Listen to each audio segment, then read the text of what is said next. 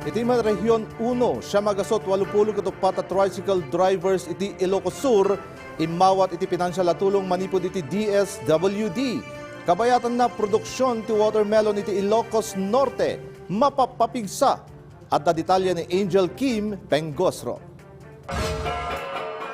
Nakaawat iti cash relief assistance manipod iti Department of Social Welfare and Development Office ti 984 at tricycle drivers iti probinsya ti Ilocos Sur.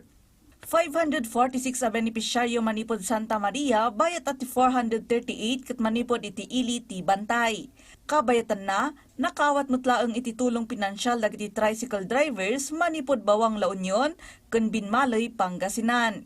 Panggap ti programa ang mapalag-an ti epekto ti krisis ken matulungan dagiti driver ngagtultuloy ngagbirbirok iti pagbiyagan iti baet iti karit ti ekonomiya.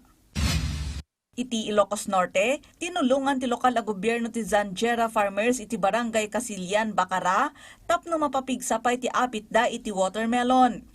Nang ipaay ti provincial a gobyerno iti nagdudumang agricultural inputs, apakairamanan ti 210 packs ti hybrid watermelon seeds, 63 bags ti inorganic urea ken Yara fertilizers, 40 bottles ti foliar fertilizers, ken dadto mapay tapno makatulong amang pasaya at iti kalidad ti apit, mangpaado iti apit, ken mangpasaya at iti pakabuklan a produktibidad ti talon.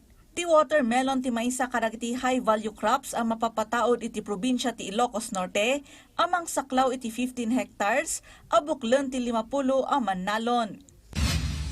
Impatungpal ti Department of Science and Technology Ilocos Region, ti water sampling activity iti Barangay Banayoyo, Ilocos Sur. Kaspasot ti panangipatungpal iti community empowerment through Science and Technology Program. Tampok iti aktibidad ti Project Padanom wenno disinfecting aqueous, noxious and unwanted microorganisms para iti natalged a komunidad. Angel Kim Pengosro para iti Pambansang TV, iti Baro, a Pilipinas.